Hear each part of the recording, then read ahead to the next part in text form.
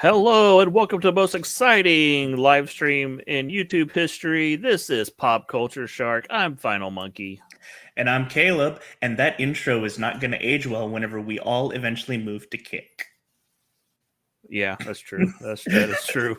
If YouTube doesn't, YouTube keeps changing things, and I think eventually everybody's just going to wander off.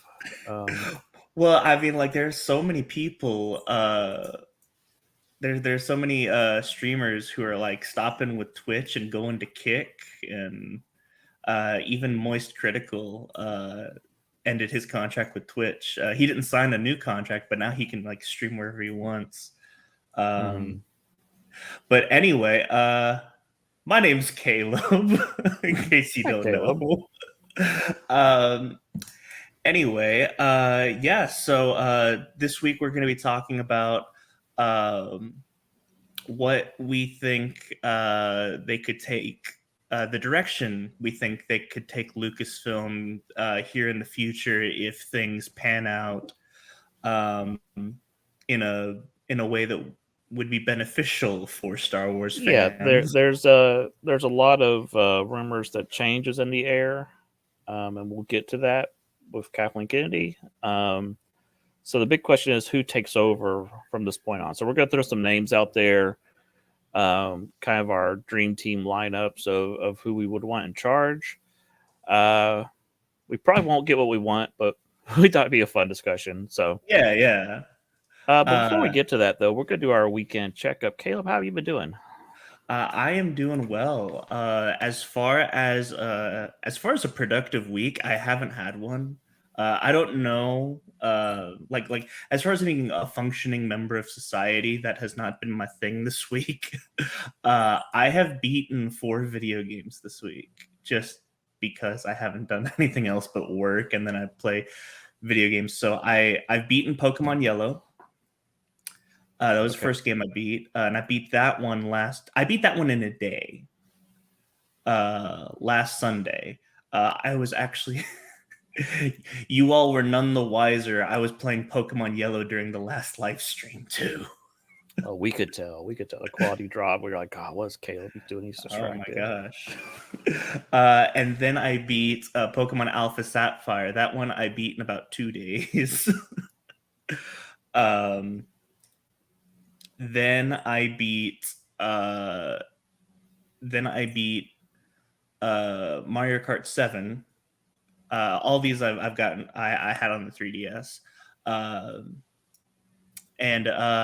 was expecting more from Mario Kart 7. Mario Kart 7 is because I think everyone has like every Mario Kart game has like its like rabid fan base. Like for me, I am totally all in on Mario Kart 8 and Mario Kart Double Dash. I never really got into Mario Kart Wii, even though I know that's the most popular one. And so I know whenever it comes to Mario Kart 7, not a lot of people have played it, but like the people who play it, they like really play it and they really love it. And I'm just like, yeah, it was okay. So yeah. And then it happened. Yesterday, I'm like, you know what? If we're going to talk about this game on the next show, I want to have it beaten before this show. So I sat down, I cooked a lot of food, I got a lot of fusion material, and I beat Tears of the Kingdom. And we will talk more about that next week for our full-on analysis and spoiler cast that we've been hyping up. But I did want to tell a fun story. So in my playthrough of Tears of the Kingdom, I actually didn't spend a whole lot of time in the depths. The only time I spent a lot of time in the depths was going from like bargaining statue to bargaining statue. Like I was looking for armors. And so that's how I spent a lot of time in the depths. So there was one thing that I didn't know about, and that was if you cook like sun shrooms and sundew and stuff like that, it actually heals gloom damage. Yeah. I didn't know that. So whenever I cooked all this food to fight Ganon, I just cooked like regular food. Oh no, it gets worse. So, big spoilers for Tears of the Kingdom, just so I can explain this. You know, headphones off for maybe a minute or so. You know the part whenever you're fighting against the Demon King's army, and then the rest of the sages come in and help, like, you know, and Yeah. they're not in their astral form. So I ended up taking a lot of damage during that fight. And I'm thinking, okay, well, you know, I got a lot of gloom damage. I'm sure that before the Ganon fight, I'll heal gloom damage, and you know it'll be fine. Yes, Tears of the Kingdom spoilers. That's better. So that is actually not what happened. I ended up taking so much gloom damage, and it took me a couple tries. I'm not gonna say I did this in one try. I had to no hit run the final boss because you're soft locked down there too. like I couldn't leave and heal my gloom damage, and like the You didn't have any portable pots or anything to cook with, or you just didn't know? No, I didn't have any portable pots. Oh no. No, it was bad. So yeah, it took me probably about 5 or 6 tries, but I ended up no hit running the Ganondorf fight, and honestly, that was a lot of fun.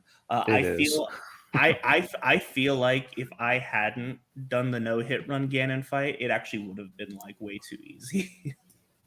So it was a lot because there's a lot of you know, dodging and parrying that you have to do, and then of course our Ganondorf's favorite game is ping pong. You know what I mean? Oh yeah. So headphones back on. Tears of the Kingdom spoilers are over. We will be discussing this game in depth next week. Yes. It's a heck of a game. So here's the thing. I can't put it over Ocarina of Time and Twilight Princess just because I have like such a childhood connection to those. Yeah. But I have to change like my order that we did the other like a couple months ago. Mm-hmm. It is objectively the best Zelda game, and it is now my number 3. It is above A Link to the Past. Wow. Okay. Yeah. I mean, yeah. I had it as number 1, so I'm fine. No. It's where I thought it was going to be, and it delivered by the time I got the end. It delivered. So objectively, you're right. I'm letting my inner child take over. You're letting nostalgia take over. Yeah. Yes, and I can admit that. But yeah, so I ended up beating 4 games this week. And then I've just been getting so September 1st, the Mewtwo Terra Raid starts for Pokemon Violet, and level 7 star raids are like really difficult. Like these are actually like gotcha raids that like warrant like a team to be put together. So like I've been working with some of my friends, and we're like, you know, theorizing what the Mewtwo Terra raid is going to be, and so we're training up our legendary Pokemon to get ready for that. So that's kind of what I've been doing. But hopefully this week I will be a better functioning member of society, and I will finally get the rest of the shark bites up like I said I was going to last week. I did nothing this week. Well, yeah, it's life happens, you know. Yeah. No, that's the thing, is nothing happened. Well, I was just a bum. Yeah. It happens, I'm willing to admit that. It's also August, and it's been oh my gosh, stupid hot. Well, and you're in the you're on the surface of the sun. Like we're just in we're in the mid to late 90s, and I'm dying here, and then you've got like triple digits, and that second digit is not a 0. We had a cold front come in. It was like 95 degrees, and we're like, "Oh, this is nice." a cold front of 95 degrees. for like 2 days. We're like, oh, we're finally under 100. Oh yeah, it's back up to like 105, 110 every Okay. day. It's been stupid. It's like this for weeks.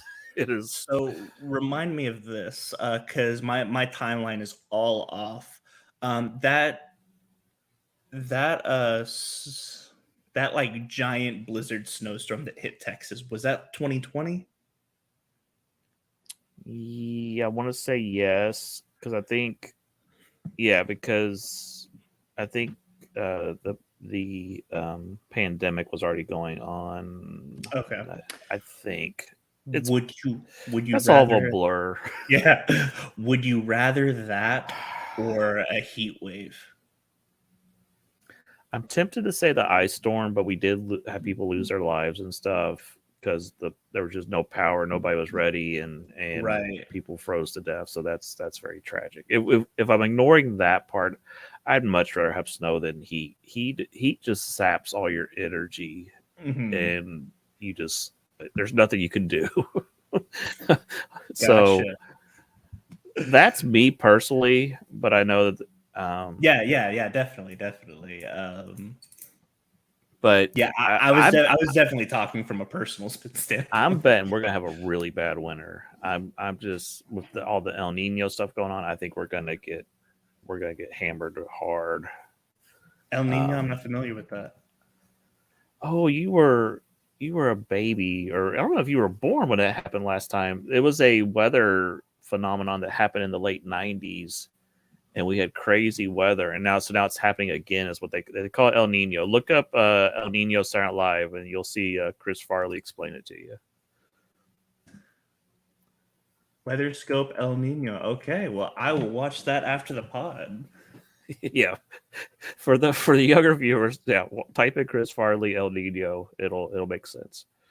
Uh, This actually, like, not only is this funny, but this explains it really well too. I don't know if it explains it, but it'll Sure, sure. you won't forget it after you Okay. watch Okay. that. It's kind of like, I remember, I guess like one of the modern day versions of that is whenever uh Pete Davidson, uh Mhm. this was whenever NFTs were like a really big thing, and he was doing like his Eminem impression, and they had Jack Harlow on the show, and so he was dressed up as Eminem, dressed up as Robin, and then he was like, "And now what the hell's an NFT? It's like a cryptocurrency." And so they tried to, they're like, "What is an NFT?" And by the end of the song, I still didn't know what an NFT was. So basically, the internet saying El Nino is during winter leads to wetter conditions than usual in the southern U.S. and warmer and drier conditions in the north. So we're probably seeing something kind of similar happen. We're seeing some weird stuff going on with the weather patterns right now that's causing I mean, we haven't had rain in forever, and I know other places are getting tons of rain, and it's like, Yeah, that's us up here. Which yeah, honestly I'm totally down with because it cools it off just a little bit. yeah. uh, I'll be honest, El Nino kind of sounds like a a 4chan internet meme, like kind of like whenever Dragon Ball Super was big and someone did like an alternate coloring of Jiren and he called it El Hermano.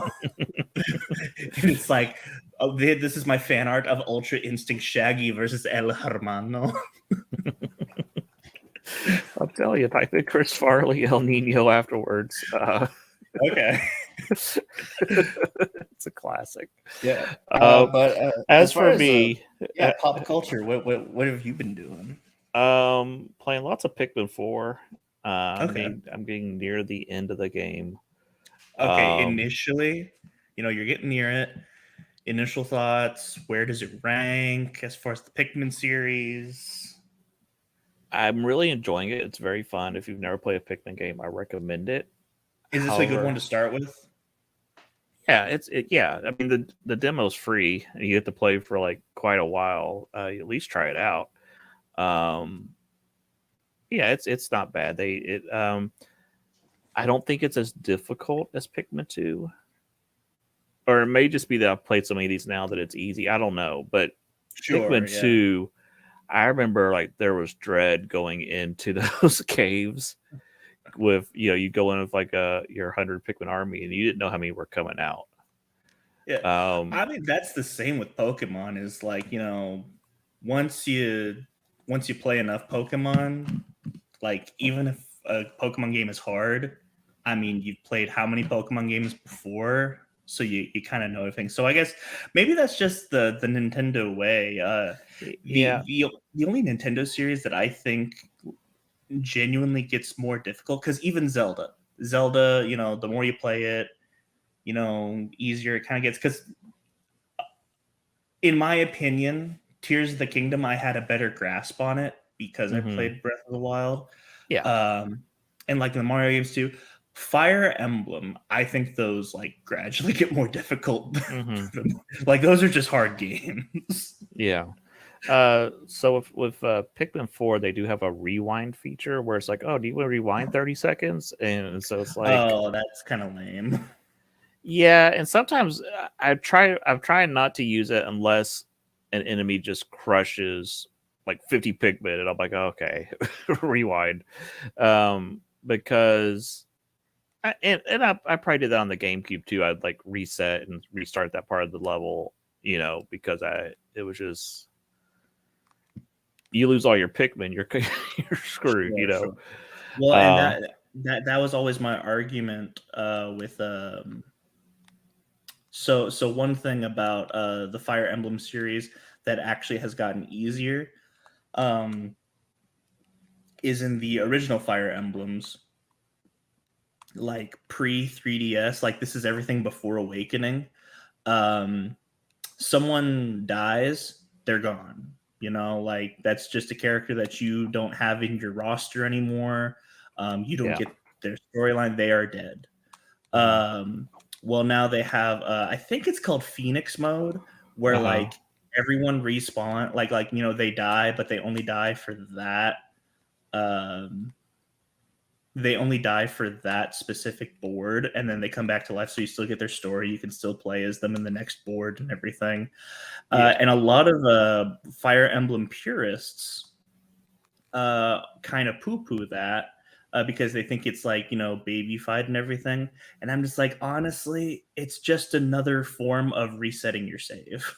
Yeah, because I was a big Shining Force fan, and you could always resurrect your characters as Shining Force. So when I tried to switch over to Fire Emblem, and I would like lose characters, I'd be like, "Oh no, this is not good." So I didn't like it as much as I did Shining Force. If you haven't played anything Awakening and above, I think you actually would really like it. Just play on Phoenix mode.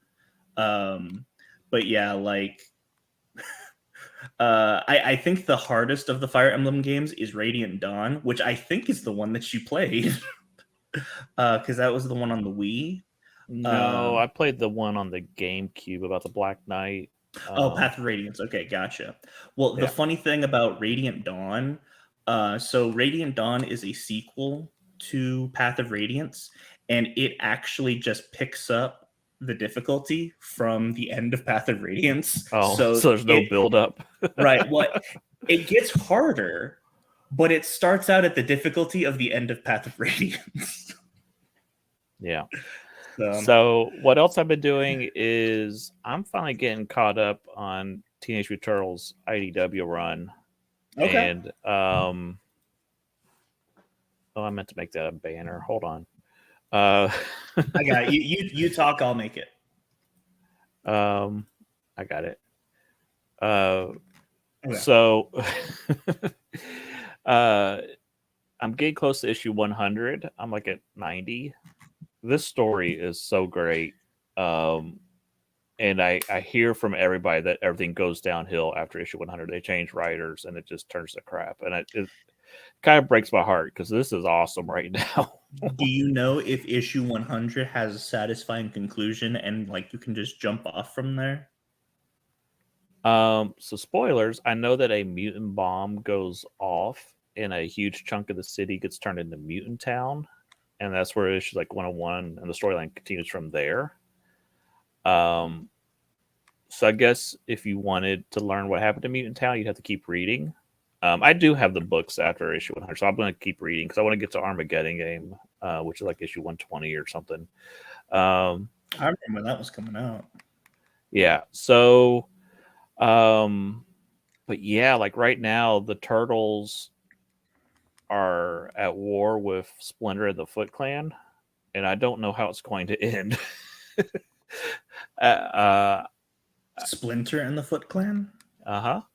And it's pretty great. There was a great issue I read where it's Michelangelo versus Splinter, and so go ahead and just, because honestly, that's almost kind of like whenever Magneto became like the leader of the X-Men. Just quickly, don't, and not in detail, what's the context to Splinter leading the Foot Splinter, Clan? I'm gonna be vague. Splinter defeated, in quotes, Shredder. You could infer out that what you will. And so they said by right, Splinter is now in charge of the Foot Clan. And so in the IDW continuity, Splinter is a reincarnation of Hamato Yoshi. And back then he was a member of the Foot Clan and he was taking part in assassinations and stuff. But it was like, when we have to do it, if there's an enemy threat, we will kill it and take it out. And so he's still operating that way. And the Turtles, Michelangelo in particular, do not like this. And so they have split off from the Foot Clan, and they have the Yamato clan is the Turtles, and the Foot Clan is Splinter. And so they're still kind of respecting each other. But the Triceratons invade, and so the Turtles are friends with the Triceratons, so they're trying to, but Agent Bishop's going to war with them stuff. So Splinter sides with Agent Bishop, and the Turtles side with Triceratons.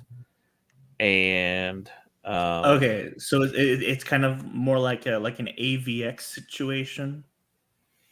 Kind of, but then Splinter's like, yeah, you stop the Triceratons by killing their leader. And the Turtles are like, no. And so the Turtles start fighting Splinter to stop him from killing the Triceraton.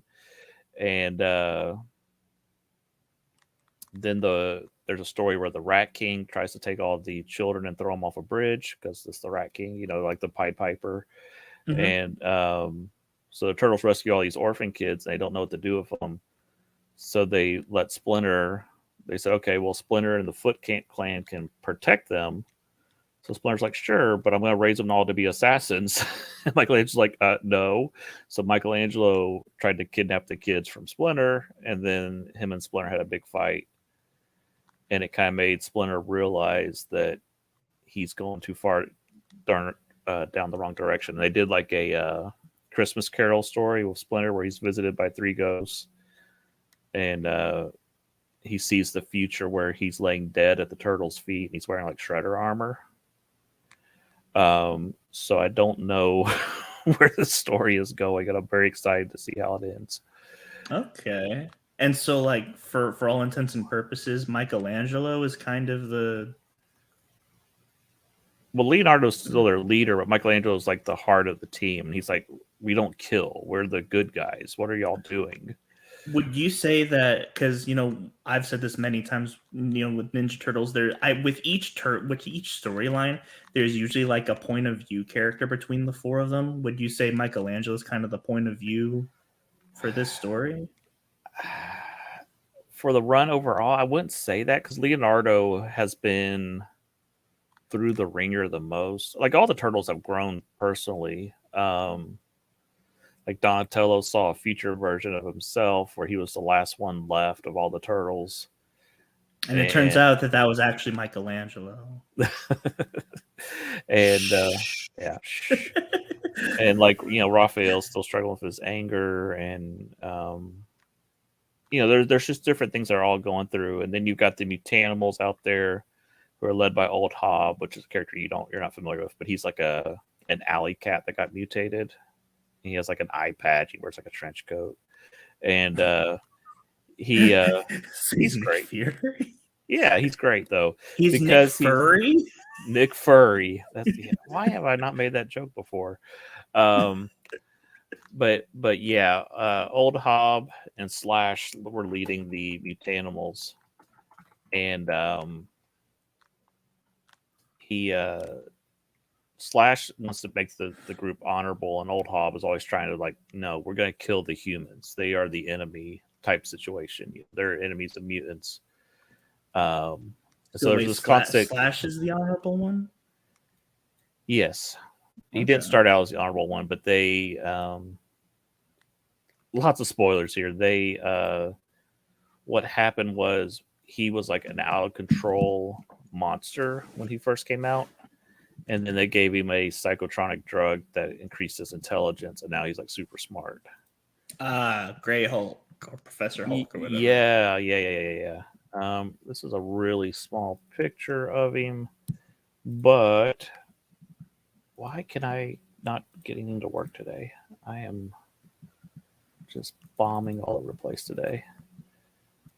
Super tiny picture, but there's Old Hob. He's a great character.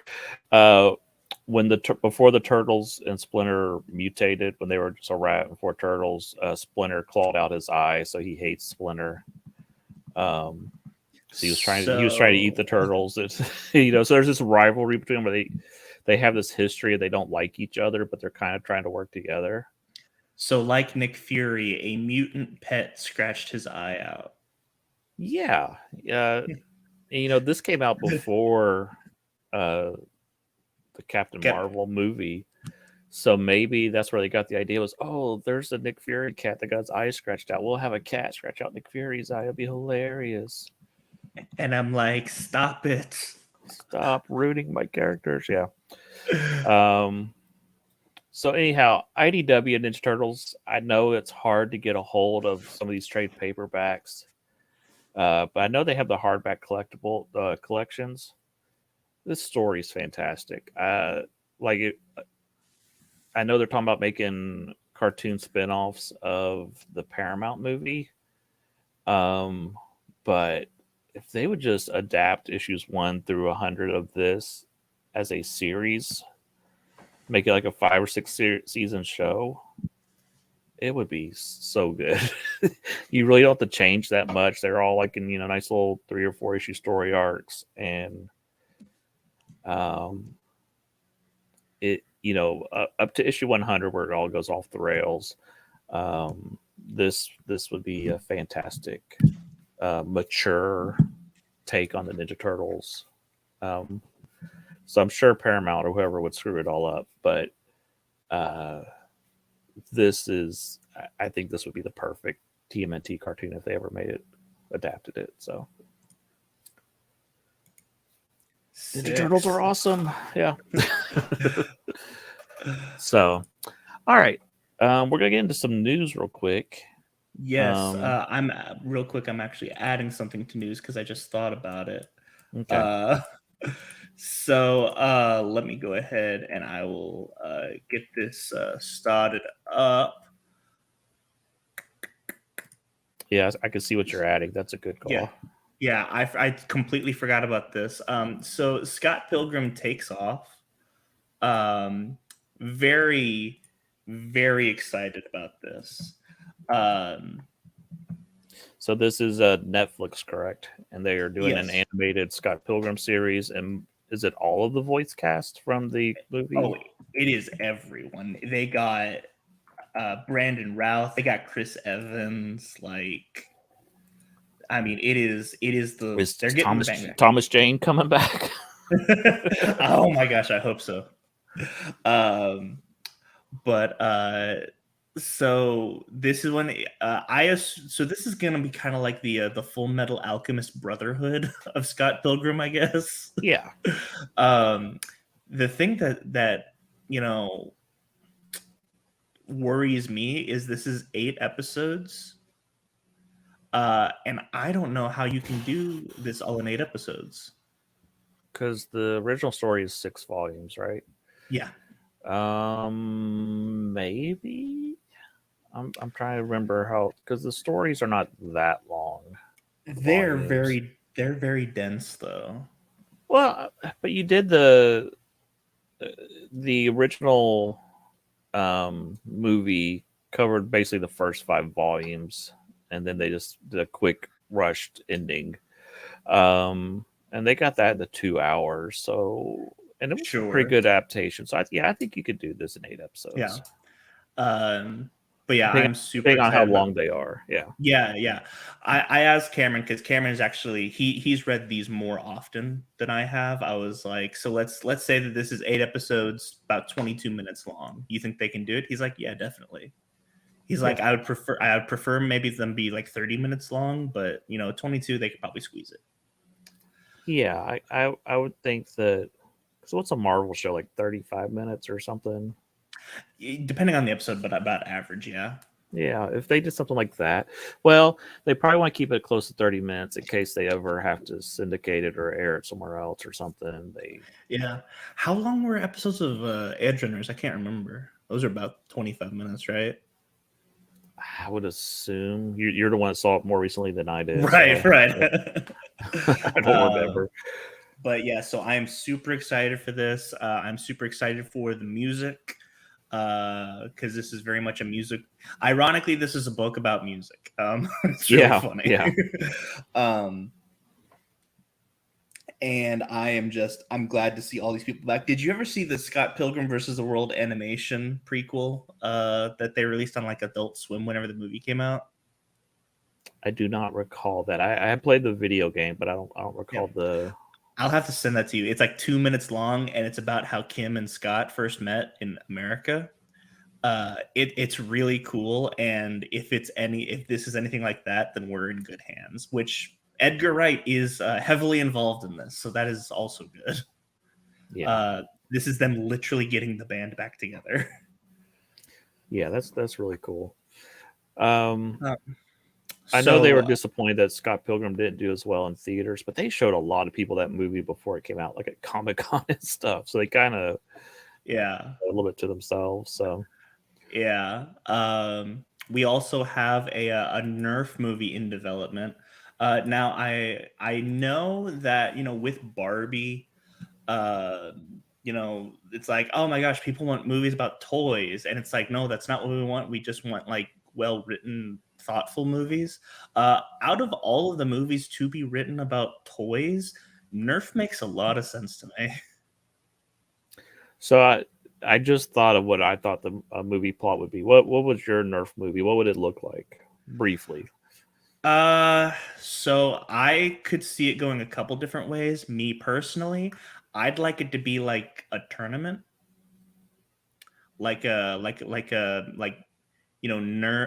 almost like a Tron, like a Discs of Tron style tournament, where like this is like the big sport in a post-apocalypse or something like that. Um, that's what I would like. But I mean, like honestly, you can do any sci-fi movie and just have it with Nerf guns. I was thinking you have you do like a hard PG-13, and you take like Danny Trejo and you have him like as an assassin, and then he gets kidnapped and wakes up on an island where he has to take out everybody, but all he has is Nerf guns. he has to figure out how to survive with just Nerf guns. I think that would be funny. I'll have to send this to you. Corridor Digital. They have made several different action films over the course of the last 15 years. They've made a couple Nerf videos. They have one called Nerf John Wick. It is just a John Wick fan film with Nerf guns. They don't acknowledge that they are Nerf guns. It is just a John Wick fan film, and they use Nerf guns, and it's really fun. Yeah. But yeah, out of any toy movie in development, this makes sense. Yeah, I can see this being like a Ender's Game type movie with yeah.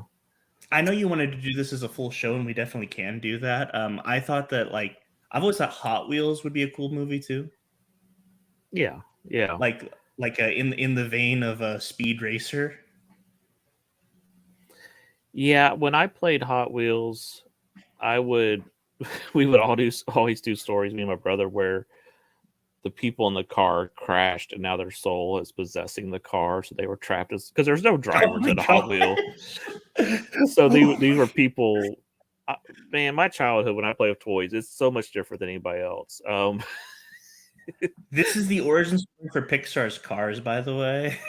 Yeah, so Like, I think it's more interesting if the car crashes, that person dies. So it's like it's Radiator Springs is just where you go if you die in a car crash. sure, yeah, it's this weird purgatory where you have to pave roads forever. And I thought Up was about purgatory, but now I'm thinking Cars maybe about purgatory.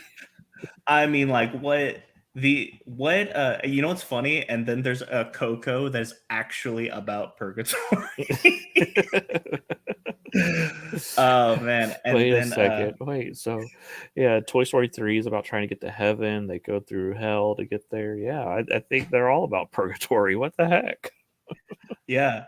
And then Inside Out puts me in purgatory. Oh gosh, let's not talk about Inside Out.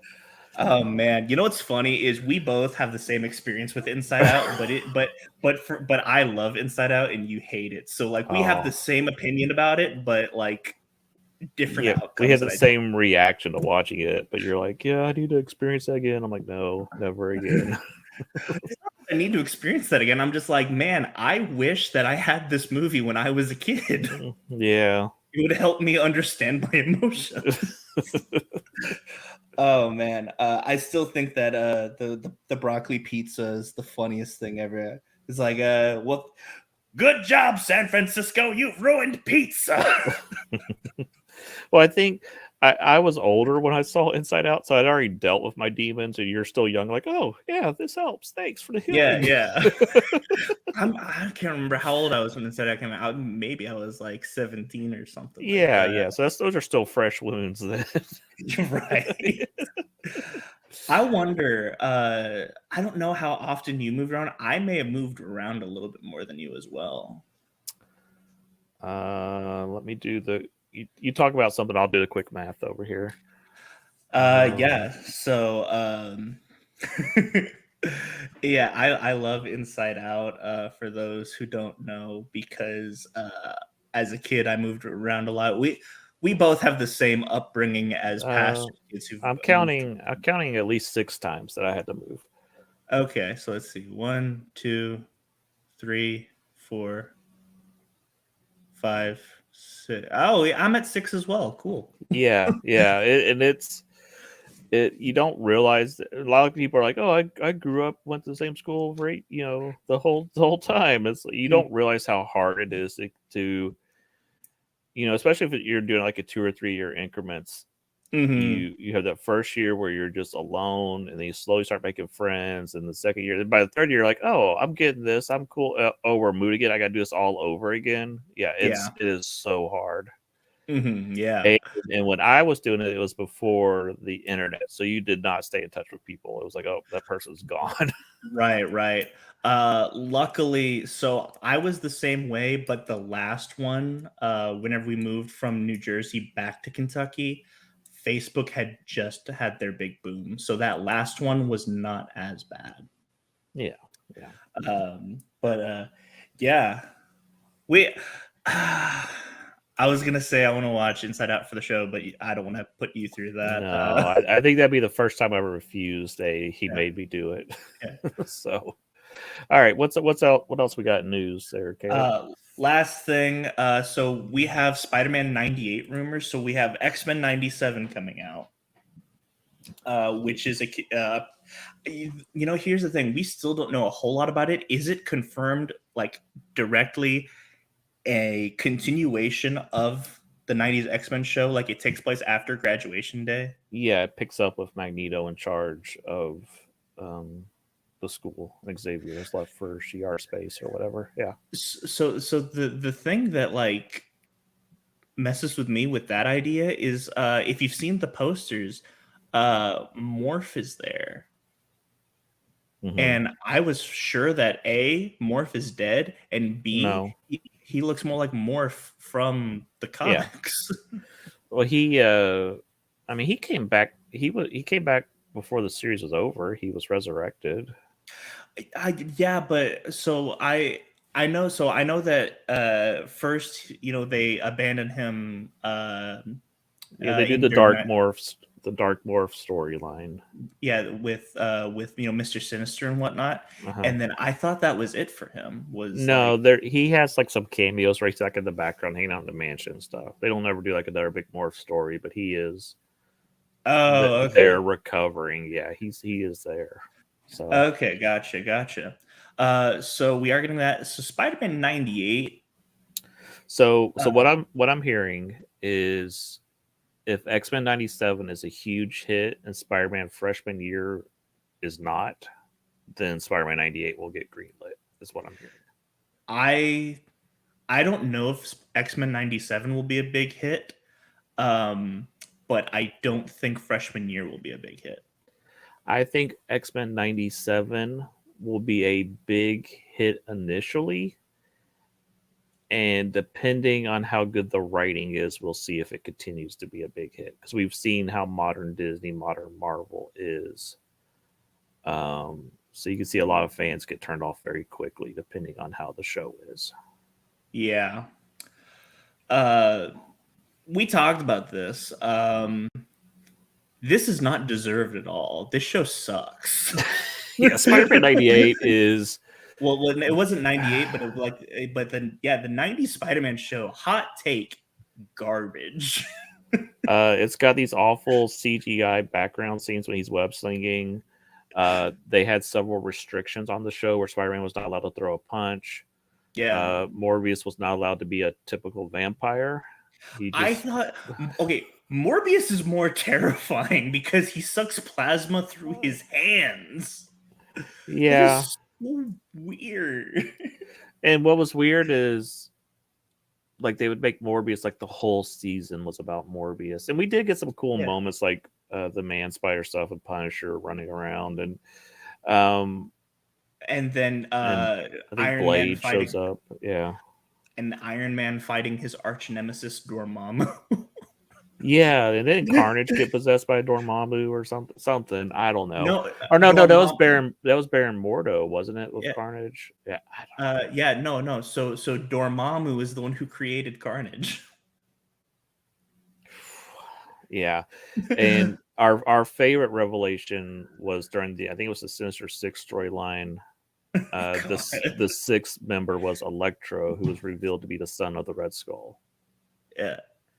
No. It wasn't the Sinister Six. It was the Six Forgotten Warriors. That's right. It's been a while.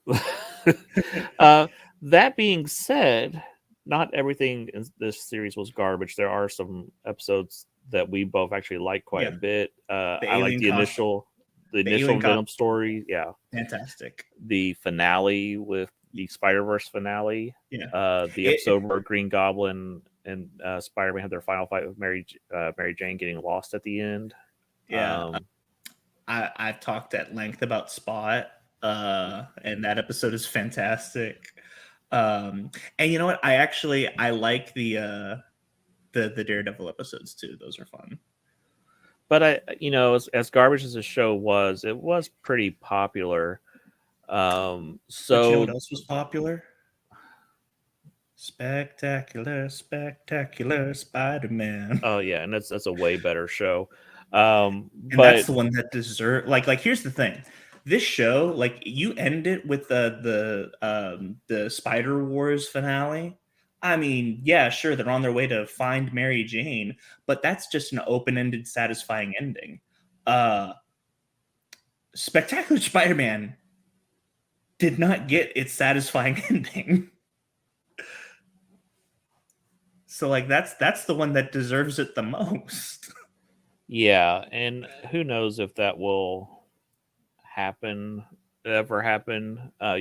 I don't think Spectacular Spider-Man worked without Greg Weisman, so they would have to bring him back. Yeah, and I'm sure he's open to coming back. But then you're also getting into that was a Sony production, and there's some legal hoops they have to jump through there. Plus, they were definitely moving towards A, Hobgoblin, B, and they were moving towards Roderick Kingsley Hobgoblin, not Ned what's his face Hobgoblin. Ned Leeds. Ned Leeds And honestly, if we get any sort of Hobgoblin, it's going to be Ned Leeds now. I don't know but about that because Greg Wiseman was very faithful to the Stan Lee era stuff when he was doing the show. I'm just saying, like, if they brought Greg Wiseman back, I'm saying what they would let him do. Like, I don't know. He was talking about doing Sin Eater and I think Carnage would have all been. What was it? How many seasons did it get? 2 seasons. It got 2 seasons, and so I think seasons 3 and 4 were gonna kind of be Carnage, Hobgoblin, Return of Green Goblin, and then they were gonna do some sort of. They probably wouldn't have done it exactly, but they would have done some sort of Death of Gwen Stacy. Yeah, and then I could see that being season 3, and then season 4 being Clone Saga nonsense. So yeah, they were building towards the Clone Saga as well. Yeah, so you gotta have a dead Gwen before you do Clone Saga. So I don't think they would do dead Gwen. I think they would be more likely to do because you can't kill Gwen Stacy in a children's cartoon. Sure you can. In a children's cartoon, Spectacular Spider-Man was. I think they would let him do that because I mean they killed off Uncle Ben. I could see him do that. I was gonna say you'd start off with Cletus Cassidy as Carnage, and then you would have Carnage possess Gwen, and then that would be. Oh, you're doing Ultimate Spider-Man stuff. I see. Yeah. I don't know. So I'm not saying that I'd want that, but yeah, I would love more Spectacular Spider-Man. I'd love more Avengers Earth's Mightiest Heroes. Oh yes. There are good Marvel shows out there. You just have to dig for them. If we need to do like greatest theme songs, Fight as One is going to be up there. Yeah, but number 1 would be Jason the Wheeled Warriors. So anyhow, let's get to you got more news, or are we ready for the main topic? No. So yeah, as far as news, that was pretty much all I had. So we can definitely go ahead and move on to our main topic, the Lucasfilm situation. Yeah, so just a very brief recap. Disney bought Star Wars back in the day. They paid like $4 billion for it, $5 billion, something like that. Mm-hmm. And since then, we've had, I think, most people agree Rogue One was pretty good. Force Awakens was decent, but then the following 2 movie, Last Jedi really divided the fan base, and Rise of Palpatine was a disaster. I refuse to call it the other title. And Solo is not a terrible film, but it just did not do well. It was coming right off of it was like less than 6 months after Last Jedi, and people were like had it with Last Jedi, and they blamed it on we can't recast. That was their takeaway from it. Not that Last Jedi was you made people so mad at Last Jedi with what you do with Luke. That's why they didn't come back. So since then, we have not had any more movies. We've had Mandalorian season 1, 2, and 3. Season 3 was not the best. You know what? Here's the thing. You put it up against a lot of the stuff that they've put out. I still think that it's a net positive. They had Book of Boba Fett, which was a disaster. They had to grab episodes of Mandalorian and cram them in there, which I think affected Mandalorian season 3. They had the Obi-Wan show, which I still have never seen. I think it was like the safest of the shows, honestly. We've had Andor, which apparently was awesome, but nobody watched. Definitely a cult hit. You didn't watch it, did you? No, I haven't. I'm out. I told you I'm out. I'm gonna make you watch it. How about this? Let's say that Andor season 2 never comes out. Like, the writer's strike affects it that bad. I won't make you watch it. But if Andor season 2 comes out and it's good and has a satisfying ending that leads into Rogue One, I'm gonna make you watch it. So I'm putting a lot of stipulations on it. Because Okay. if season 2 does not live up to season 1, I also won't make you watch it. But so let's see, what else did they have? They had Star Wars Rebels, which has a nice fan following. What other anime shows? Bad Resistance. Batch. Resistance was the bad one. Yeah. So the animation they've had hit or miss. They did the season 7. What is the anime one that they do? Visions. Visions is hit or miss, but it's I still need to finish watching those. By the way, those are not terrible. I haven't seen any of season 2 yet. Yeah, we have Willow that was so bad that nobody watched it, and they decided to just do a tax write-off and never let anybody watch it ever again. Did I tell you about my my experience at Disney World? So this was after they had taken it off of Disney Plus and did the tax write-off. There was still Willow advertisements everywhere in Disney World. That doesn't surprise me because it seems like their parks have fallen into a little bit of disrepair. Like Epcot's been under construction forever. I'm hearing, I know WW Pro talks about that a lot. Just that Epcot was a great park and they've kind of tore it up and just never finished fixing it. So let's see what else. Then we have Indiana Jones, that is one of the biggest bombs in history. It's not as bad as I thought it was gonna be, but like I have no desire to watch it again. Yeah, and just financially, that movie needed to make at least $1 billion to break even, and it nowhere close. So it is a disaster. So outside of Lucasfilm, Disney's had several box office bombs. No one's watching Disney Plus. There's a writers actor strike going on. The stocks are down. A lot of fans have said enough. They're not coming back. So things are amiss. Disney needs a win right now.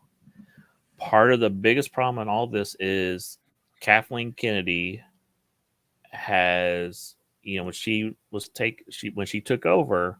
Oh my God! Sorry. Oh yeah. I didn't even notice that you had done something yet. Where did that come from? Yeah. So, when George Lucas sold the company, he put Kathleen Kennedy in charge. She produced lots of movies like Jurassic Park and I think Goonies. As far as I can tell, she really brown-nosed him, right? Well, I mean, it just made sense that if you wanted to continue to be successful, and George said, "Here's my scripts. Make these movies. I'm going to let you shepherd all this." And, I from what I understand, it would have involved a new, female Jedi that Luke was training. So there would have been like a Rey type character, but it was going to explore the wills, as they call it, the Journal of the Wills, and where the Force came from and stuff, and really get into all that. And I think Disney was like, no, we just want to do New Hope again. And so Iger, told Kathleen Kennedy this, and they both agreed to throw it all away. And allegedly, the story group that Kathleen Kennedy formed basically said, Luke is the past. We don't want Luke to be the star anymore. We got to get rid of Luke as quickly as possible. And so when fans like myself saw Force Awakens, we're all like, yay, Luke. At the end, then we were like, okay, finally, Luke, this is going to get awesome. And then we get to Last Jedi. They just destroyed all your hope. And from what I've heard people say is the reason that Luke's not really in Force Awakens is he would have overshadowed everything. If you put Luke in the movie, then everybody's focusing on Luke instead of Rey, and that's not what they wanted. They're not wrong. Yeah. Here's the thing. You know what I think would have made Force Awakens like so much better? And honestly, I think if you changed this one thing and everything else in the trilogy was the same, it still wouldn't be good. but it would have been more interesting. So you know how like Last Jedi opens with Luke throwing the lightsaber over his shoulder down the chasm, right? Mm. That's how you end Force Awakens. You know? Maybe, but I think I don't know if I've said on the live stream, the way I would have ended Last Jedi was at the confrontation between Kylo and Rey, where she says, "Who are my parents?" and he's like, "They're Yeah, you said nobodies." this. Mm-hmm. And I've said, well, the way it should have ended was him saying, "I don't know, let's go find out," and Rey just abandons everybody right there, and Kylo abandons everybody. So the Empire now, or the New Order, First Order, whatever they're called, they have no leader now. And the hero of the rebellion is gone. And so then Luke shows up, and then Leia is the one who would do the Holdo maneuver or whatever it's called, where she crashes the ship and everything. So now Leia's gone. So now they've lost all their leadership. And then Luke shows up and is actually like, "I'm here to save the day." And everyone's like, "You're way too late. We've lost everything. Where were you?" And so then the ninth movie is Luke reestablishing himself as, "Hey, I screwed up. Now I gotta go. Now I didn't even lose Kylo Ren. I lost my other student, Rey. I gotta go rescue both of them now." And then what you do is because he's messed up twice in a row, Finn is ready to be trained, and he's reluctant because he's already lost to. Oh, that's a great idea. I like it. My idea for episode 9 was Finn starting like a stormtrooper rebellion, but I think that's pretty cool too. You could do both. I mean, like the whole point was a former stormtrooper turned Jedi. That was the whole thing. Yeah, and I think it would be cool if like there were wanted posters everywhere of Finn, and he becomes like a legend among the stormtroopers. The stormtrooper who abandoned us, the stormtrooper who turned to the rebellion, and he becomes like a folk hero. Yeah, they're like, that's the deserter, Yeah. So I mean, there were things you could have done to make this an interesting trilogy, and they just at the end of Last Jedi, you already had two directions to go. You could keep going down the Last Jedi path, which is what what's his name, Trevor, Colin Trevorrow, what his plan was, and they threw that away. Honestly, regardless of how you feel about Last Jedi, it would have been better than the way they went. Oh, 100% better. But he made that movie, something about Henry. I can't remember what it's called. Henry. Anyhow, it Hardcore bombed. Henry? What'd you say? No, it's not Hardcore Henry. I don't know which one you're talking about. He made a movie that bombed, and so Kathleen Kennedy's like, "No, we can't have him." And the other thing was, he also made the Jurassic Park movies too, or the Jurassic World movies. So like, well, one bomb movie, and then you're like, "Oh, sorry." But apparently, behind the scenes, he was really fighting to have Luke survive. The movie was called The Book of Henry. That got very negative reviews. I've never heard of that. Well, apparently it was so bad that they were like, "You're out. We're looking for an excuse to fire you. That's our excuse." And I think they didn't like the direction he was going with, and he really fought to have Luke survive. And they're like, "No, Luke has to die," which is really dumb because once you see the pattern of what they're doing, you're like, "Oh, Han's gonna die at 7. Oh, Luke's gonna die at 8. Oh, Leia's gonna die at 9." And it's just. And I know Carrie Fisher's passing really screwed everything up, but still. So yeah, we could harp on 7, 8, 9 forever, but that's not really the point of this night's show. Right. So because here's the thing. There are things that have been done correctly, and so whenever we talk about like what they should do, there are things that they are doing that I would be like, yeah, keep that up.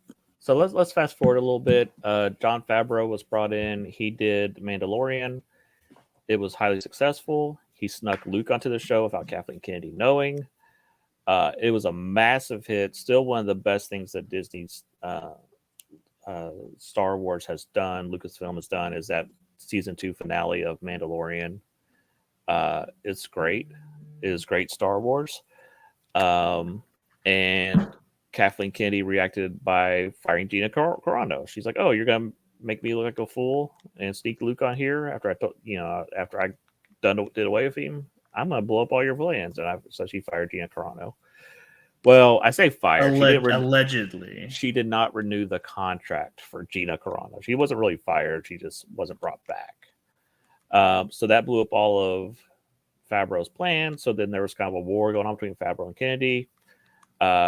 They were able to sneak out one Luke figure with Baby Yoda training, and it sold like crazy. And then she was like, "Nope, no more Luke. Forget it." So they kind of wrapped up his storyline in Book of Boba Fett, and that was it. We were probably going to get a show that had Luke on there all the time training Grogu, one of the spinoffs, and all that got blown up, which is why Mandalorian season 3 is a mess because of Kathleen Kennedy. I wonder how much Ahsoka would have had Luke. I mean, that's yeah. If Heir to the Empire had been closer to that, and you dealt with the Luke clone and all that, they could still do a Luke clone. But I don't see it happening with Mark Hamill saying he's done. We'll get to that. Yeah. So there's a lot of rumors after Indiana Jones bombed that Kathleen Kennedy is going to be out very soon. We've been hearing these rumors for a long time, but it seems like there's something really going on at Lucasfilm right now. Lots of rumors that basically the higher ups are there going through everything, and there's been reports that moving boxes have been moved in over the weekend, and that she's been having negotiations about severance packages and stuff, so that probably early 2024 or maybe even sooner than that, like October, she will be officially gone. So the question becomes, and it won't be like she was fired. They'll I've heard like WW Pro and people say like, hey, they will celebrate her career. She's one of the biggest female producers in Hollywood. It'll be like a celebration of Kathleen Kennedy when she leaves. Yeah. I can hear the celebration now. Ding dong, the witch is dead. So the question is, who would take over? And we thought it'd be fun to our dream team. Our dream teams. A lot of people are saying Jon Favreau would be the obvious choice. Just let him and Dave Filoni fully take over. I don't know if Favreau still has his heart in it after the Gina Carano thing and Mandalorian season 3. Like all your plans have been blown up. Oh, now you can do what you want. Well, you've already blown up my plans. Is he gonna stick around? I don't know. He may stick around, just let him keep putting his name on everything so he keeps collecting a check. But I don't know. I don't know if it's really hard. Like I said, it's really hard when your plans have been blown up. Yeah. The other thing is, there's a question of, did Dave Filoni go behind his back to get the Ahsoka show? Because Kathleen Kennedy, that's what I skipped over, back at, what's it, what's the Lucasfilm, or the Lucasfilm celebration? What's it called? Star Wars Celebration? Star Wars Celebration. Tough. Yeah, she announced 3 movies, one being a Rey movie, one being a Mandalorian movie to wrap up the storyline, and then one dealing with the Old Republic. With the writer strike and everything going on, it's doubtful that any of these movies will get made. I think the Mandalorian one is probably the most likely. I mean, that was always the case anyway. Yeah. But so the question is, did Dave Filoni go behind Favreau's back to get that Mandalorian movie deal? We don't know. That's speculation on my part. So the big question is, how well does Ahsoka do? Comes out this Tuesday, I believe. Wednesday, yeah. So the question is, this is kind of Dave Filoni's big test. And I've heard that it's a little bit inaccessible if you haven't seen Rebels and Clone Wars. And that is my concern as a fan. Because even if you look at the trailers, like the big thing for me is Sabine's costume looks so accurate to the cartoon, but that's a problem because that means that she looks like a cartoon. Yeah, my big problem is they keep dropping the phrase "heir to the empire" because they know that Thrawn is very popular. That storyline is very popular, and there's no way you could do that story without Luke and Leia. Leia Yep. is the heir to the empire.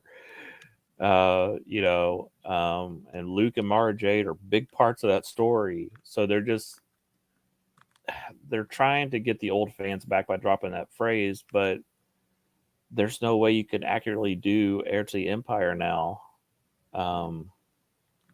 without Luke. Luke and Leia are kind of like the linchpins of that story, and so they're just dropping that phrase just to get people interested, and I think it's going to backfire. That's me personally. Oh no, So you are 100% correct. Like I have a friend who is like a huge Timothy Zahn fan, and like, I mean, like it's his favorite book series and everything, and he's like, dude, like I got the phrase "heir to the empire" from Disney, and I'm still more excited about Andor than anything they've ever done. yeah, I said I was done after Mandalorian season 3. I'm gonna wait for reactions to Ahsoka and kind of I'll see. I'll think about it if I'm gonna watch it or not. I mean, I'll even say this, like, I think Mandalorian season 3 is not a bad jumping off point either. Cause I mean, like, that's a nice satisfying ending with, Yeah, him watching his son. So like I would say that your "I'm done" situation is a little bit different than your "I'm done" situation with DC, because with DC you didn't even finish the story. yeah, but I mean that's one of the problems is Marvel and Star Wars have given me jumping off points, and Right. Yes. I've taken them, and a lot of other fans have taken them. Yep. Endgame was a jumping off point for a lot of people. Guardians of the Galaxy 3 is another jumping off point. Spider-Man No Way Home was a great jumping off point. It was such a great ending. Um, Stan Lee said that he would never end a story with the end. It was always to be continued because he wanted you to come back next month. And Marvel's done way too many the ends lately. And now Disney has done a the end. And it's like, okay, I'm done. I don't need to come back. Yeah. So I think we're gonna do this a couple different ways. Well, first off, who do you want in charge overall? I've got a few different names, but why don't you throw out one of your overall people that you've got on your list? So for me, this is my hot take. I want Favreau in charge, but I want Filoni gone. I am right there with you. I was afraid to say that, but I want Filoni Yeah. gone also, Yeah. or at least I want him to step back from a leadership role. I would let Filoni, like, so I sent this to you, right? So Yeah, I was just pulling up your list because you still have Filoni listed in animation, which we'll get to in a minute. Yes. So the way I see it is, whenever it comes to Final Fantasy, the Final Fantasy VI was like the last game with the old guard.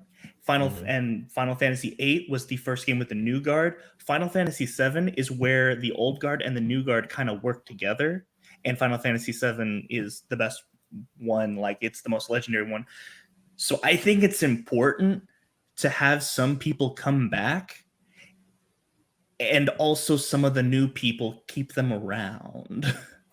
Well, I kind of feel like Ahsoka is Filoni's baby. Yes. And I heard this recently, I did not know this. One of George Lucas's rules for Ahsoka was, okay, you can create this character, but she has to die during the Jedi Purge. Yep. And he was like, okay, but when Disney bought him, then that rule went out the door and he kept Ahsoka around. Yep. and I know she has a lot of fans, but I think Ahsoka's story needs to be over. Yes. So if, and I doubt it is, but if this is going to bring her character to an ending point, this is the perfect time for Filoni to exit. Yeah. Or like, you've been working with Ahsoka for 15 years. Give me something new, man. Yeah, because it seems like, oh, you're doing Heir to Empire, cool. Oh, it's all your characters. It's like, Right. and I know that I know Greg Weisman worked a little bit on Rebels at the beginning, so I don't know how much input he had. But He had input. He had input on, I believe, the first 2 seasons. Yeah, but he did not stick around. Yeah. So for me, I actually have all of mine. I actually have as tag teams because old guard, new guard. Okay. Mm-hmm. So for general oversight and movies, general oversight and movies, I want Jon Favreau in charge. Like he's the one overseeing things, and then Tony Gilroy, who we know from Andor and the Bourne trilogy. I don't want Star Wars fans so here's the thing. I don't want Star Wars fans in charge. That's why I don't want Filoni in charge. I think the people who make the best Star Wars stuff are the people who don't like Star Wars. Like Tony Gilroy is not a Star Wars fan, and he made one of the best things that Disney's ever come out with Star Wars.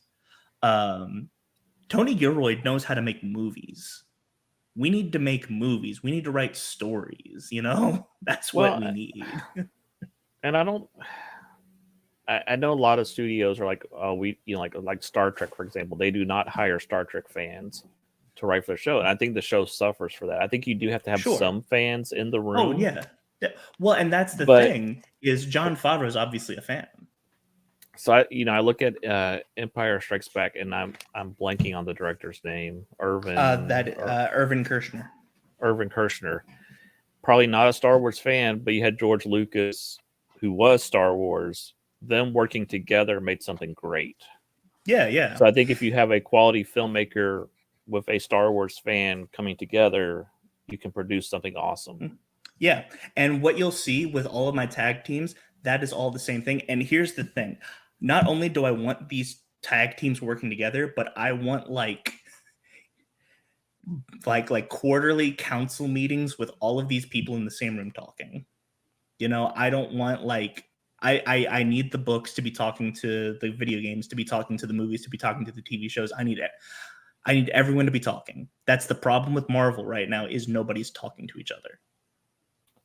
Well, that and they're too focused on agenda and too focused on I don't want to go down that road. Yeah. But you know what I mean, that by whenever I say nobody's talking to each other, I mean how long does it take to set up the Thunderbolts? So I'm gonna throw out a different tag team here. Okay. Ronald D. Moore and Ira Stephen Bear, they were behind Star Trek Deep Space Nine. Ronald D. Moore went on to do the Babylon 5 reboot. So these are two guys that know how to do TV shows. Okay. So now I'm saying that out loud, they would probably be better for like a Disney Plus, being in charge of Disney Plus. Right, exactly. And I have my tag team for that as well. So let me flip this then. Go ahead.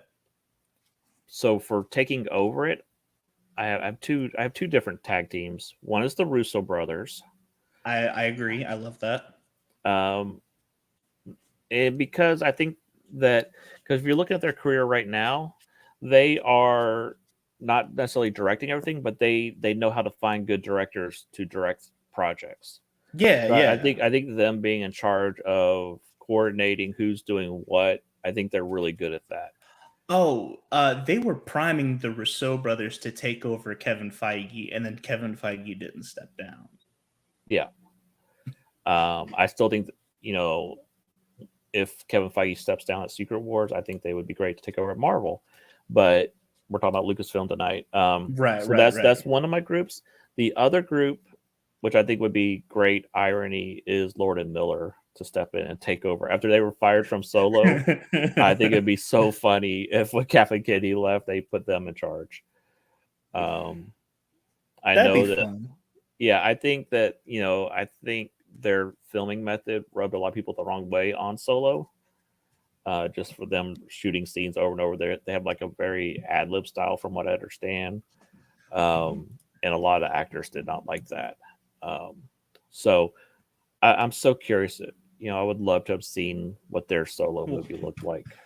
Well, I mean, like, and we can already see that problem happening in Spider-Verse as well.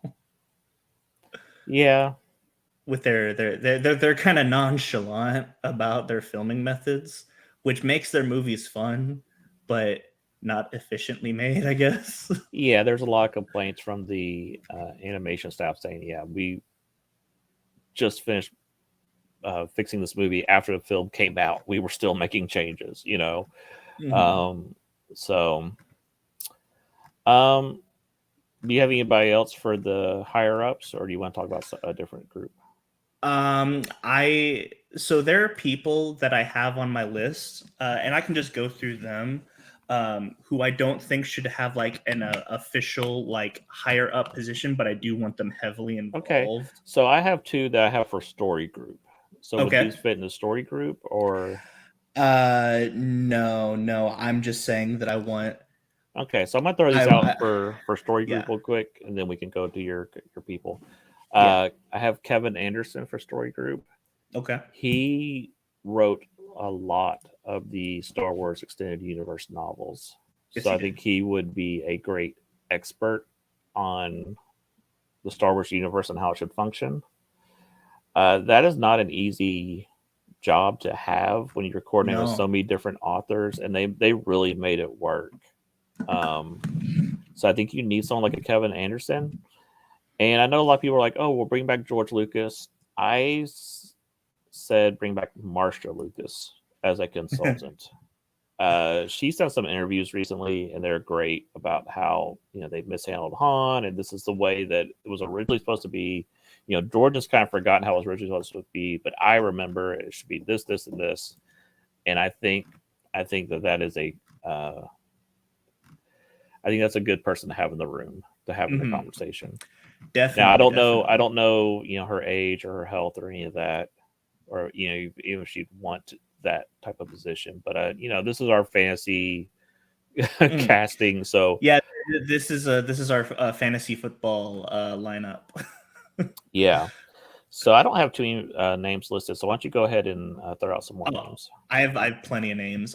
So I don't know where I'd put her, but I just want Bryce Dallas Howard and Ron Howard I, involved. I did have her listed. I think that she should definitely be directing more streaming episodes. She is a great director that Her, doesn't get well, enough work.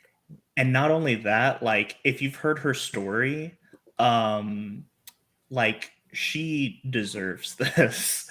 Yeah, Because I don't know so much about Ron Howard being involved, but I definitely think she should be yeah. involved. But you know, she's told the story numerous times about when she was a kid, she went with her dad and she had dinner with her dad, George Lucas, and Akira Kurosawa, and that had a huge impact on her. Mm. Um, I mean, like you get those people in a room together, like you deserve to be working on Star Wars. So I definitely want Bryce Dallas Howard work. I don't know where I'd put her. I wouldn't put her in charge of anything, but I definitely would want her like working on stuff. Definitely directing. Her episodes of Mandalorian are always awesome. Yes, they are. Um, The Sanctuary, which is one that I've never really liked, it's grown on me. And her other episodes, I love those episodes. yeah, Uh, she and should and definitely be her episode part of Book two. of Boba Fett was the best episode. Yeah. um, Who else you got? So for television, like you have like general oversight and movies. I said John Favreau and Tony Gilroy. For television, and honestly, you know what? I might throw Bryce Dallas Howard in here, and we'll make this a triple threat. So we'll say Bryce Dallas Howard, Rick Fukuyama, and Deborah Chow. So who is Rick? Because I'm not familiar with that name. Rick Fukuyama, he has every single one of his Mandalorian. He worked a lot on season 1 and season 2 of the Mandalorian, and he directed, I believe, 2 episodes of season 3 as well. He was kind of like, in the same way that, like, Filoni was, it was Favreau and Filoni, Fukuyama was right there with him. And every single episode that he directed was an absolute banger. So I definitely want him there. And then Deborah Chow, she's made some of the best episodes of The Mandalorian. She was the showrunner for Obi-Wan, which, like I said, it's kind of a mid show, very safe, but I think that she just had a lot of restrictions put on her as well. So that was one I was going to probably push back on, was Deborah Chow. I don't know how much of things were her decision. I know originally it was supposed to be Obi-Wan protecting Luke, which makes a lot more sense than him protecting Leia. And that kind of screwed up the continuity a little bit. But I know that was a decision that, like I said, they do not like Luke. The higher ups don't. But she's also worked on, she worked on a lot of the Netflix Marvel shows as well. She's worked on Better Call Saul, American Gods, and Mr. Robot. So, but I also know that some of the writers they brought in for Obi-Wan, they're like, we don't want you to look at the source material. We don't want you to have anything to do with the source material, and that always drives me crazy.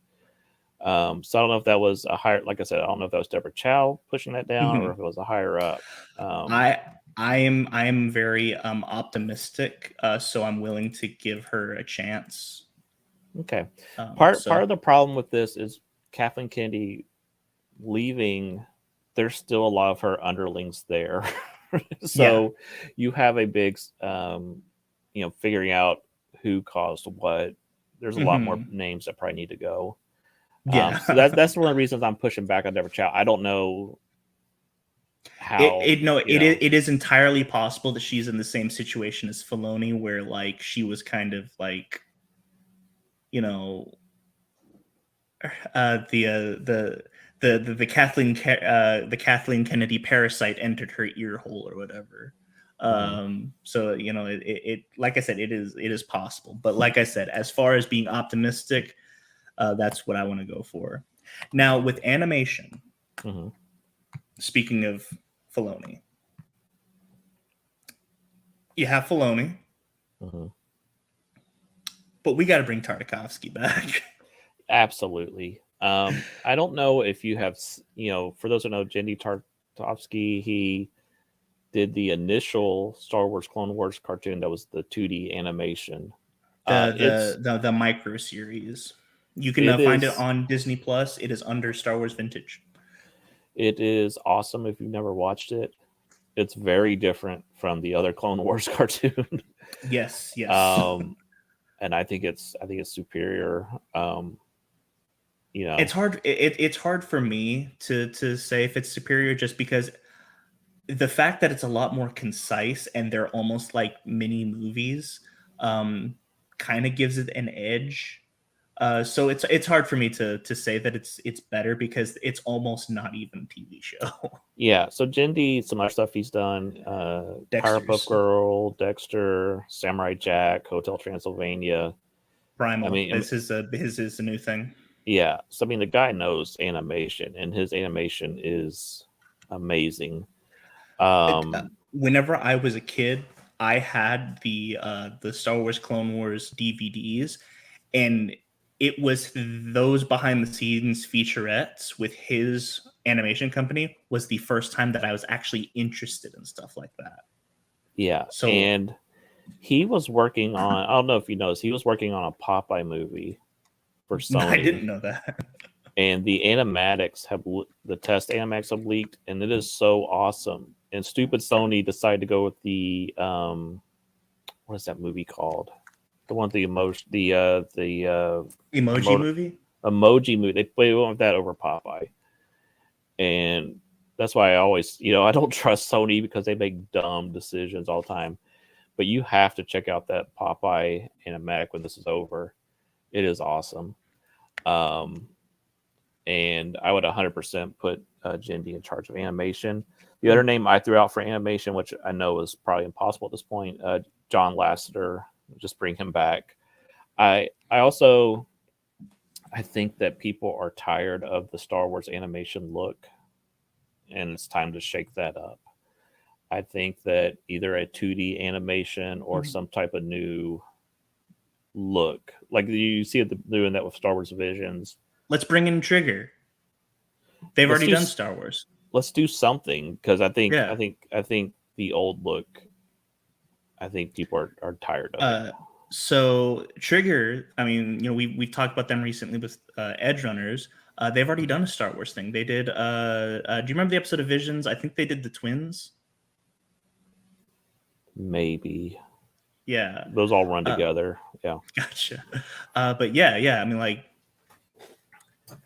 do stuff like. Maybe we could bring in Wiseman. Who knows? Yeah, I don't.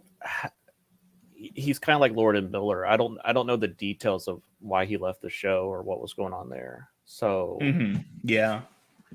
hard to say. I mean, a lot of this is hard to say. This is fantasy football, my friend. Yeah. So you want to talk about books also? I think. Yes. So for books, and then like, so you have Kevin Anderson, the story. I think we could definitely put Timothy Zahn in there as well. Sure. He's the one who wrote Heir to the Empire. He has written.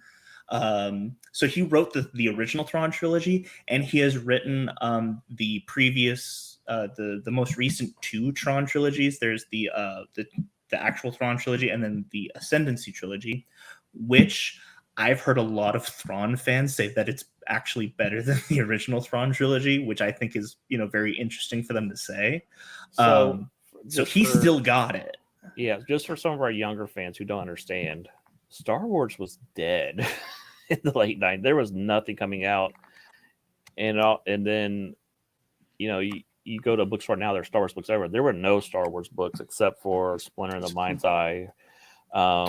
Which was a weird one because that was written before Empire Strikes Back, and it had the love between Luke and Leia blossoming. Yeah, there were some Han Solo books, I think some Lando books, but so when Heir to the Empire came out, that was a big deal, and that trilogy is so good, and it was kind of like, this is your next movie trilogy right here.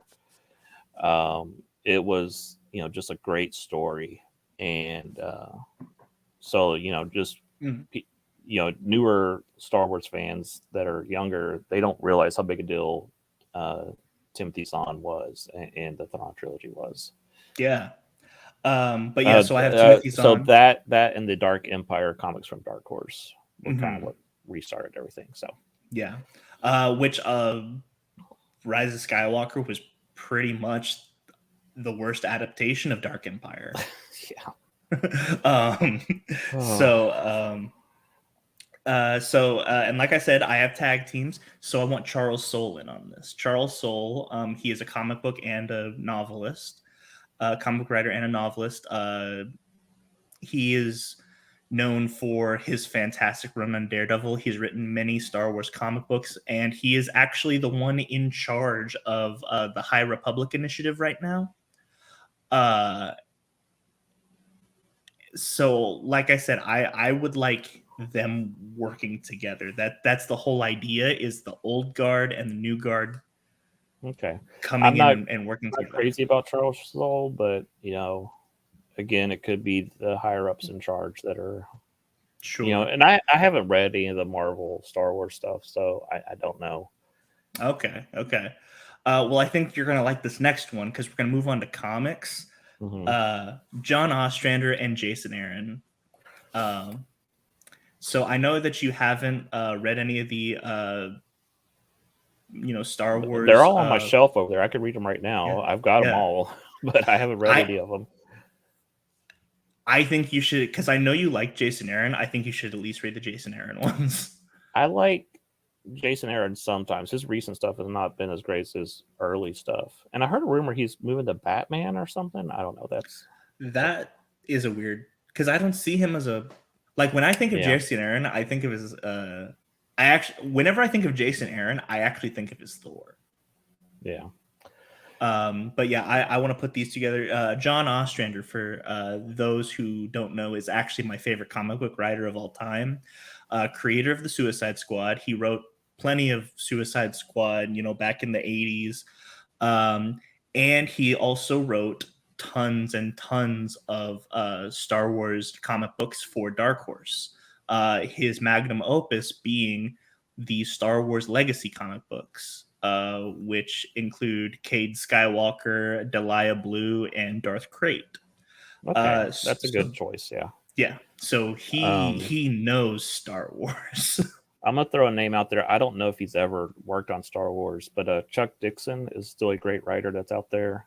You got me curious. I wonder if he's ever worked on Star Wars. I don't know. I know he's done like G.I. Joe and some other stuff, but I think he's still got it. And for whatever reason, Marvel and DC don't want to work with him. But I think he would be a great choice. Let's see. Chuck Dixon's on Wikipedia. He wrote a General Grievous miniseries for Dark Horse. Interesting. Okay, that's cool. How many issues was it? 4 issues. Okay, back in 2005. I'll throw another name out there. Peter David, even though his health has declined quite a bit, and I think Peter David's going to be writing on his deathbed.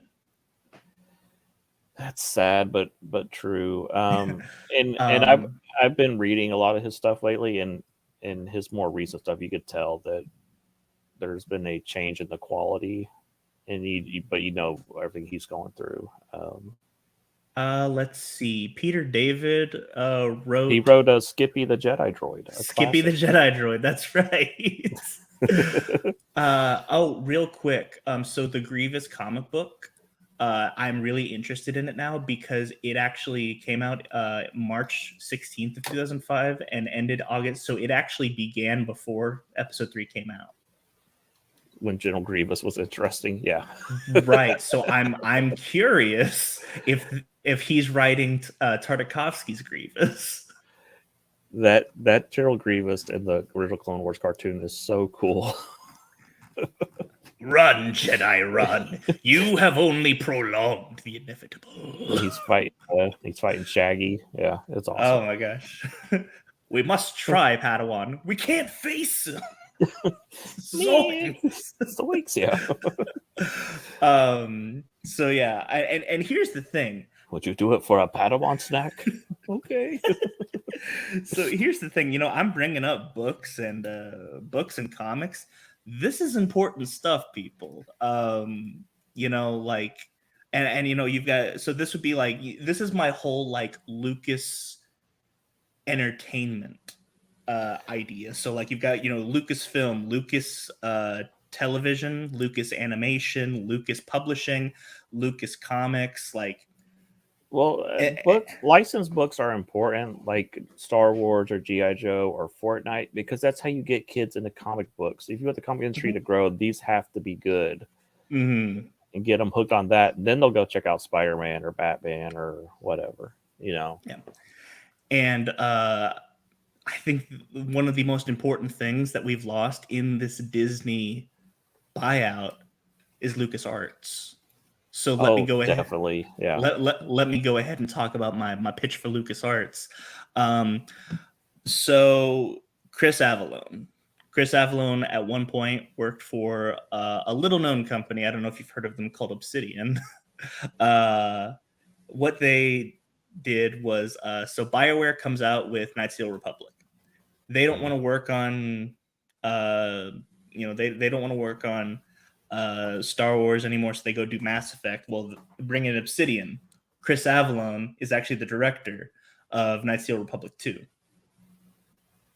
And so anyone who is the director of Knights of the Old Republic 2, I want them in charge of LucasArts. And then Stig Asmussen, he was actually the director at Respawn for Fallen Order and Jedi Survivor. So the old guard, the new guard. Now I definitely tried my best to not like explicitly pitch anything, because that's not the point. But I can't help myself. I have to pitch this. So for those of you who are not familiar, some of the greatest Star Wars games of all time are the Jedi Knight series, specifically Jedi Outcast and Jedi Academy. This was done by a studio called Raven Software, Raven Software worked on plenty of id Software spin-offs, Quake, and Unreal Tournament. They did a lot. Well, they also did the Star Wars games, and recently, Jedi Outcast had its 20th anniversary, and then Jedi Academy had its 20th anniversary. And these former Raven Software, because Raven Software is not Raven Software now. They're still around, but they're working on like Call of Duty or something. So it's not the same Raven Software. But the developers who were working on this game, and I'll have to skip over because I haven't been moving through stuff. But during the 20th anniversary of these games, J.K. Hub, who is kind of like the leader of the Jedi Knight online community, he had a podcast with the developers of Jedi Outcast and Jedi Academy. So they've had two of them so far because it was and so these are the original Raven Software developers. They still love this series. They still love these games. I need Chris Avallone to be, directing this game and letting them develop, a Dark Forces reboot. I need them to, because they are talking about this game that they made 20 years ago this year, They still love this game. I definitely love these guys. I need them to make another Star Wars game. Okay, so I think that's the last of your names, correct? That is it. That is my Lucas Entertainment. That is animation, TV, movies, and I need all of these. They're not working separately. I need them to work together. Yep. So we're running a little long, so let's just some quick bullet points of things that I think that Lucasfilm needs to change going forward. And if you want to switch to our other film slide or other slide, not that one, the other one. Oh yeah. You have to focus on Luke, Han, and Leia, and whether that means recasting them, yes, doing it animated, or if I mean, this is not my number one choice, but if AI technology jumps here, you have to focus on Luke, Han, and Leia, at least for a little while. I mean, you can keep introducing new characters and try to get little spin-offs going, but right now you got to sell some merchandise, and these are your merchandise sellers. I think you could focus on Han, Luke, and Leia for the next 10 years. Sure. And do like so I've never seen Ghostbusters Afterlife, but a lot of people are like, this is the perfect passing of the torch. You work 10 years passing the torch on to the new generation. You give us a solid 10 years of Han, Luke, and Leia, you can put them away forever. Yeah. I would agree. I think you have to do away with the Disney Star Wars, where you split the timeline or whatever. I understand Ahsoka's the perfect link to do that in. But what do you do? Do you? Because I think we can agree that like there's still some good stuff. I think losing the Mandalorian is a huge price. Well, I heard that one of the ideas, or at least maybe this was an internet theory, was that Grogu is the key to there being two different realities. Maybe Grogu being at the Jedi Temple changes what Kylo Ren does. Maybe that makes Mandalorian be there. Maybe that changes things.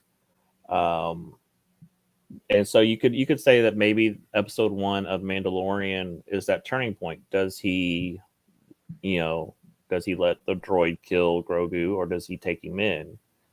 And so now we're seeing the timeline where he took him in. Maybe there's a different timeline where he didn't do that.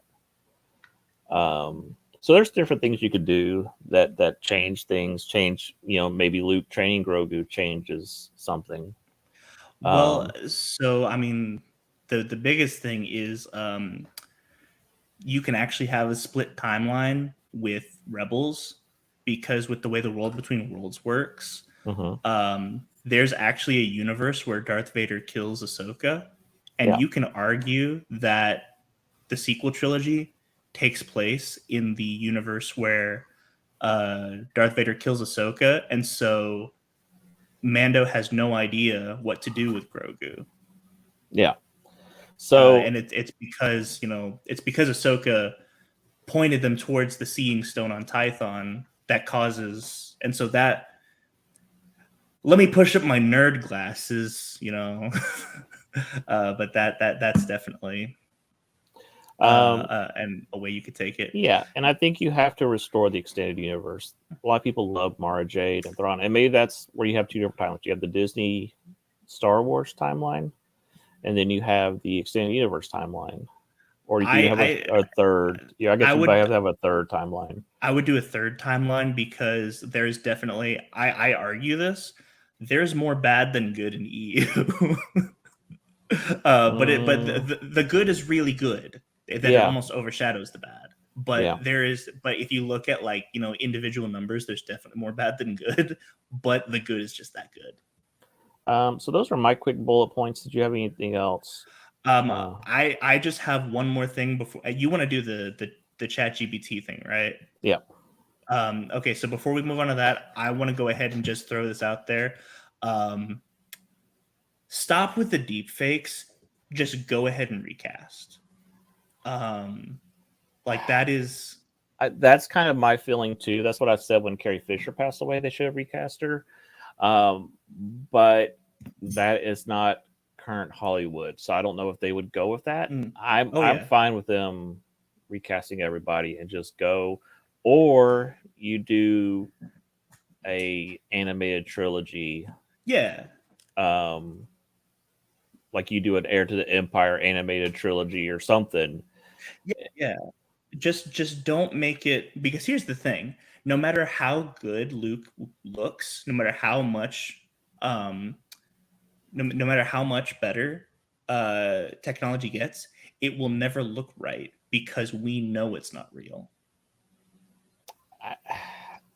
I think there's going to be a point where technology gets past that uncanny valley. We're not there yet.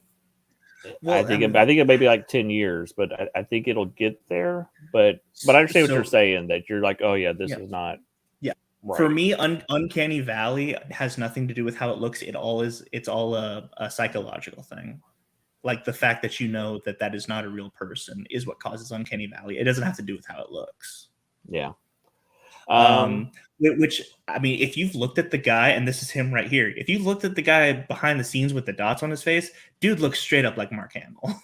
Oh yeah, you've got the perfect guy, and it doesn't matter how good of an actor he is, because and here's the thing, I love Mark Hamill. He's a great voice actor.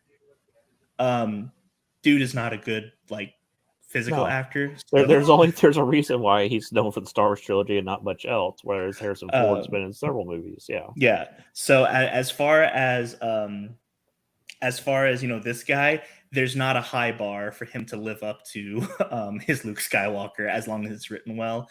And then as far as Han Solo, I unfortunately cannot remember his name. I thought he was great as a happy-go-lucky Han Solo, and I think he could play a gruff, nihilistic Han Solo too. I can't remember his name either, but that's okay. Everybody knows who we're talking about. So let's move on to one last thing. I thought it would be fun to just show, people are like, oh, it's hard to make a Star Wars trilogy. I thought it'd be fun to ask ChatGPT. So last night I typed in a prompt, and I'll show you what I typed in and what it spit out. So let me pull that up. Did it come up with titles too? It does have titles. Sick. Legacy of the Void. Oh, no way, dude. Legacy of the Void is one of our story arcs in our Star Wars D&D. Yeah, I don't know if I can zoom in. So let me. You should be able to zoom in if you hold control and then go up on like your yeah. Shout outs to shortcuts. Can you see it better now? Yeah. So I'm doing a podcast where we imagine movie plots that didn't happen. Can you generate a plot for Star Wars Episode 7, 8, and 9? Please do not use plot elements from existing Star Wars films, Force Awakens, Last Jedi, or Rise of Skywalker. Do not use characters created by Disney, such as Rey, Finn, Poe, or Kylo Ren. The plot should focus on further adventures of Luke, Han, and Leia. It is okay to use elements from. Okay, so you were pretty thorough. Okay, so this is a little lengthy, but I think it's interesting. So you want to go ahead and read this one? Yeah. Star Wars Episode 7, Legacy of the Void. Several decades after the events of Return of the Jedi, the galaxy faces a new threat that emerges from uncharted regions. Luke Skywalker, Leia Organa, and Han Solo, along with their allies, are now leaders of the New Republic, working to maintain peace and order across this galaxy. However, a mysterious dark force known as the Void... this is already so cool. The Void Collective begins to spread chaos and destruction, aiming to consume entire planets on its quest for power.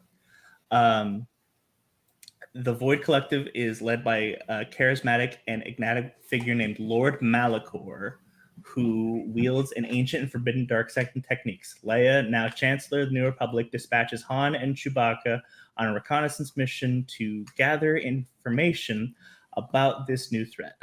During their mission, they encounter an old ally and bounty hunter named Cal Rendar, who provides them with crucial intel. Oh, that's cool. So for those of you who don't know, Dash Rendar is the main character of Shadows of the Empire. So that's kind of cool.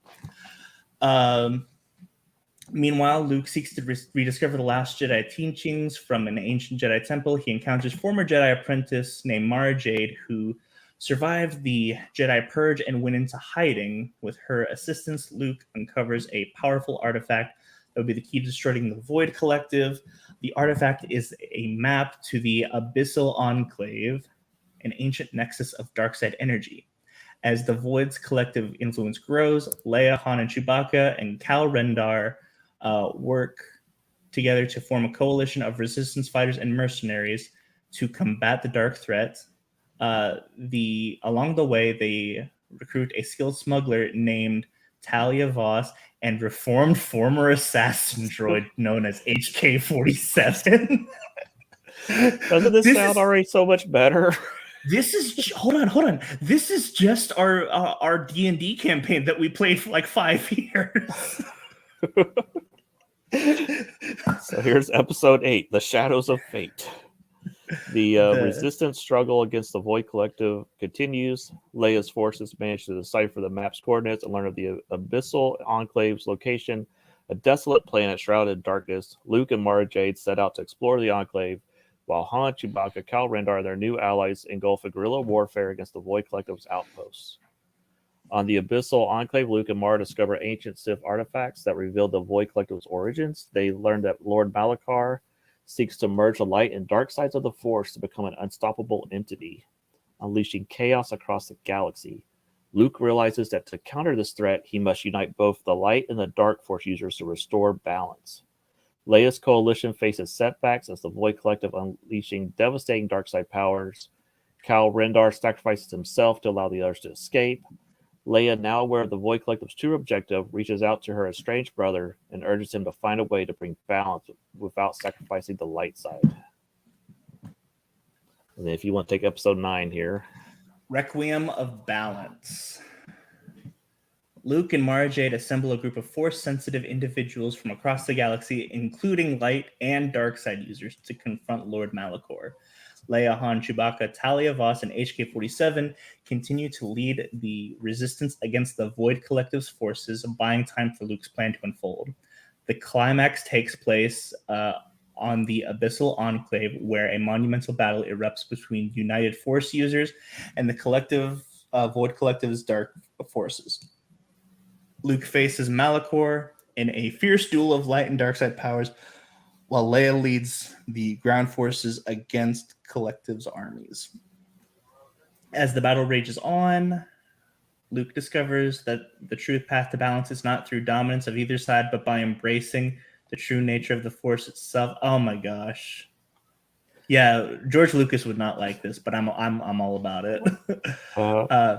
He channels the combined strength of both light and dark, creating a shockwave of energy that disrupts Lord Malachor's attempt to merge the Force. In the aftermath, the Void Collective's forces are defeated and Lord Malachor is left weakened. Luke explains to him that true power comes from understanding and acceptance, not domination. Lord Malachor, touched by Luke's words, makes a final act of redemption by sacrificing himself to see it. Oh, okay, so he does a Dr. Octopus. That's cool. To seal the dark side's influence, the Void Collective defeated. Galaxy begins the process of healing and rebuilding. Luke, Leia, Han, and their allies reflect on the importance of balance and unity within the Force, ensuring a brighter future for generations to come. The legacy of their adventures lives on, inspiring hope in the hearts of all who hear their story. So, do you know why the writers are on strike right now? Because they suck at writing stories, and ChatGPT can write better stories than them. Took me 2 minutes to type in that prompt, and I have a really good, at least starting point for a trilogy. Yeah. This is way better than anything Disney has created. Huh. So yeah, ChatGPT is scary. It's kind of rocks, actually. Yeah. Okay, so there's one thing that I don't know about with this ChatGPT. I respect you. I also fear you. Let me just point this out. So Mara Jade is a